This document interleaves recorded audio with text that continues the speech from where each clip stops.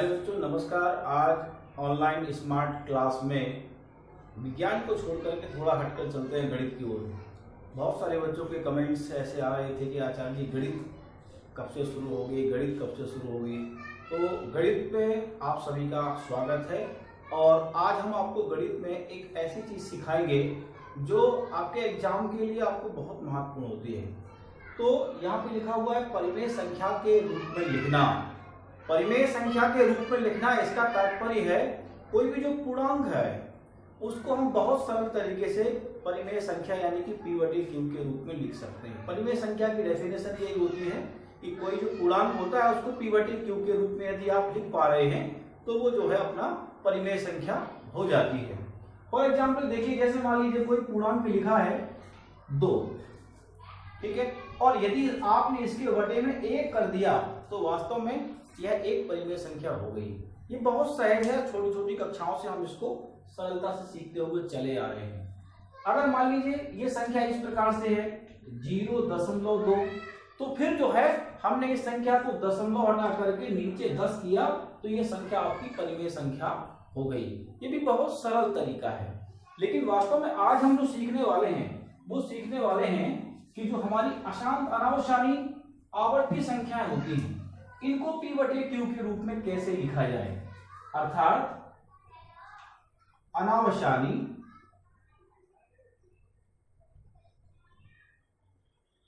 आवर्ती संख्याएं, अनावशानी आवर्ती संख्याएं आप लोगों ने देखा होगा, लिखा होता है कई बार 0.3 के ऊपर आवर्त है, इसको p/q के रूप में लिखिए। कई बार लिखा होता है 0.27 के ऊपर आवर्त है, इसको p/q के रूप में लिखिए। कई बार प्रश्न होता है 1.27, इसमें केवल मान लीजिए 7 के ऊपर आवर्त है या 2.7 के ऊपर आवर्त है, इसको p/q के रूप में लिखिए। कई बार लिखा हुआ होता है कि 0.235 जिसमें केवल 5 भर पे आवर्त है, इस संख्या को p/q के। बहुत सारे ऐसे एग्जाम्पल हो सकते हैं जिनमें आपको p/q के रूप में लिखना है। तो देखिए, विद्यार्थी को जब बताया जाता है इन सब के बारे में तो इन सबको एक प्रॉपर तरीके से सिखाया जाता है। इन प्रॉपर तरीके में क्या होता है कि किसी भी संख्या को x के रूप में मान करके, फॉर एग्जाम्पल इस उदाहरण को, इस सवाल को जरा देखिए, मैं आपको इसको बेसिक तरीके से बता रहा हूं। तो जैसे मान लीजिए ये संख्या लिखी है 0.3 के ऊपर आवर्त, तो आप इसको क्या लिख सकते हैं, माना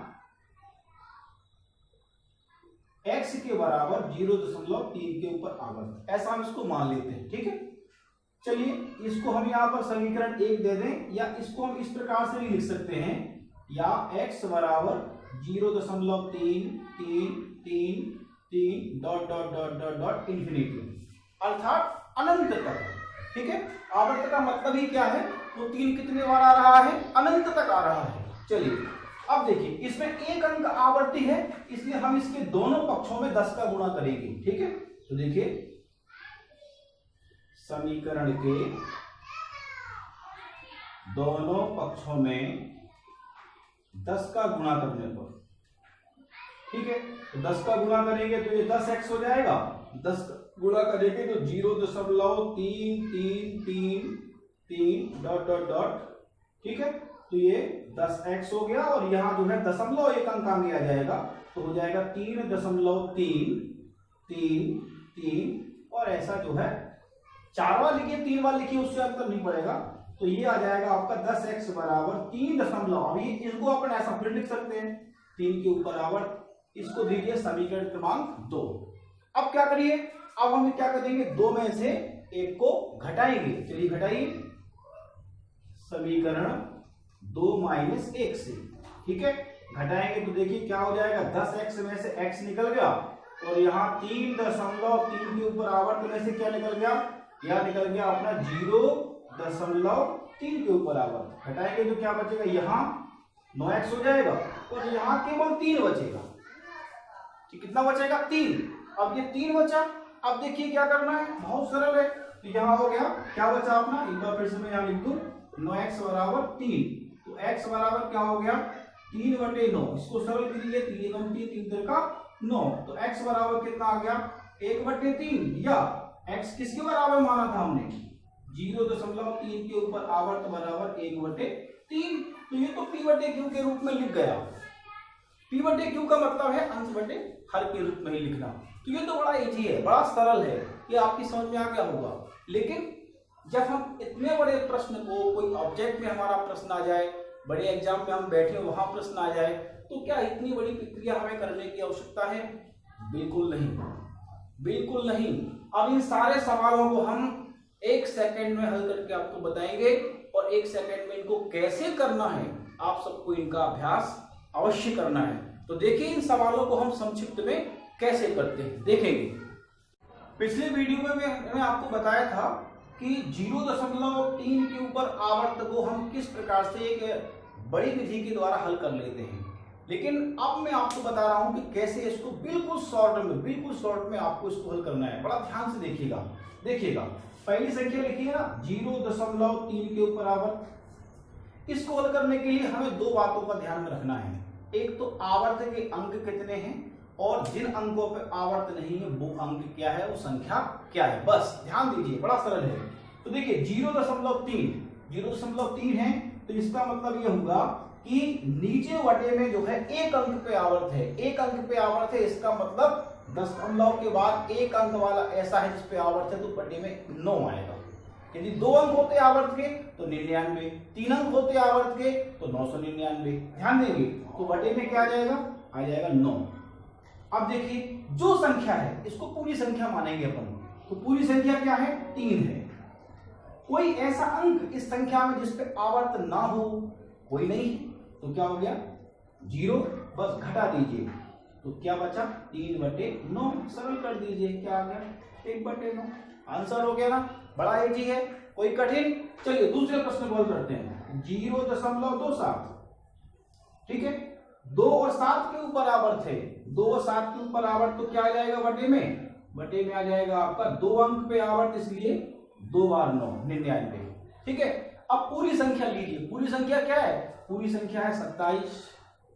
कोई ऐसा अंक है क्या जिस पे आवर्त ना हो, नहीं है, तो क्या है 0, बस घटा दीजिए, हो गया 27/99।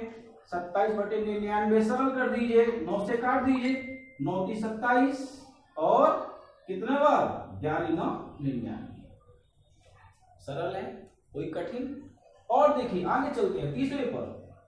1.27 के ऊपर आवर्त है, 1.27 के ऊपर आवर्त है, तो कितने अंक पे आवर्त है भाई, ध्यान रखना है। 1.27 यानी 2 और 7 पे आवर्त है हमारा, ठीक है, 2 और 7 पे आवर्त है, तो 2 और 7 पे आवर्त है, तो इसका मतलब क्या हो जाएगा, नीचे कितने अंक आएंगे, 2 बार 9 आएगा, क्योंकि 2 अंकों पे आवर्त है।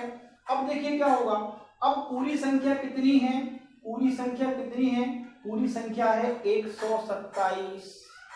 पूरी संख्या लिखेंगे 127। कौन सा वो अंक है जिसपे आवर्त नहीं है, एक अंक है, बस इतना ही देखना है। दशमलव के आगे पीछे जहां भी उसको लिखना है, तो 1 माइनस का 1 घटा दीजिए, कितना बचा 126/99। ठीक है, 6 2 8 और 1 9, कट जाएगा ना, 3 से कट जाएगा। चलिए काट दीजिए, 3 से काट दीजिए, 3 चौको 12 और 3 दूनी 6, इसको काट दीजिए, 3 3 का 9, 3 3 का 9, और कट जाएगा तो और काट दीजिए भाई, ये कट जाएगा, और तो कितने बार आ जाएगा अपना 3 1 3 3 चौको 12 और 11, 14/11। बड़ा सरल है। अब इसको देखिए जरा, लिखा हुआ है 0.235। अब इस पे केवल 5 पर आवर्त है, बड़ा ध्यान से देखना है, 5 पे आवर्त है, लेकिन दशमलव के बाद कितने अंक हैं, 3 अंक हैं। एक अंक ऐसा है जिसपे आवर्त है, 2 अंक ऐसे हैं जिसपे आवर्त नहीं है। तो इसके लिए क्या करेंगे, देखें, एक अंक जिसपे आवर्त है, इसलिए तो आ जाएगा नीचे 9, ठीक है। 2 अंक ऐसे हैं जिसपे आवर्त नहीं है, ठीक है, 2 अंक ऐसे जिसपे आवर्त नहीं है, 2 अंक ऐसे जिसपे आवर्त नहीं है, तो इसका मतलब 2 0। बड़ा सरल है, कोई कठिन।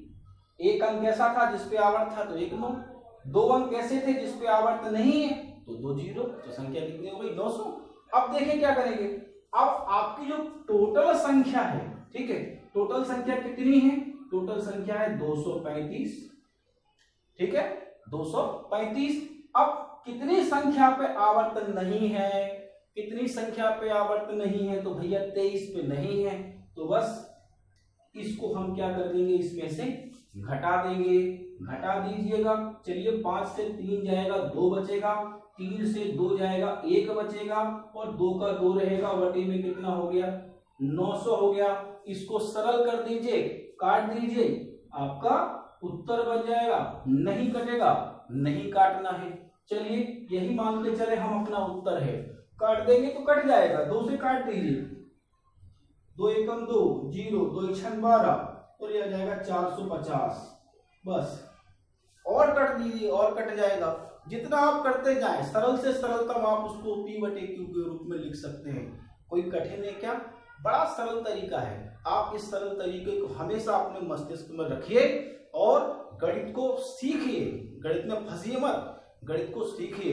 गणित को आप जितना इंटरेस्ट करके सीखेंगे, जितना आप लोग उसमें दिमाग लगाएंगे, गणित उतना सरल होता जाएगा। वास्तव में गणित जैसा सरल विषय कोई है ही नहीं है, जो आपको इंटरेस्ट भी जगाता है।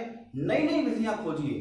गणित को हल करने की जितनी विधियां आप खोजेंगे, आपको गणित परेशान नहीं बल्कि प्रसन्न करेगा, ये मेरा वादा है। अगर ये वीडियो अच्छा लगा हो तो चैनल को लाइक करिए, सब्सक्राइब करिए और अपने मित्रों के साथ जरूर भेजिएगा। धन्यवाद।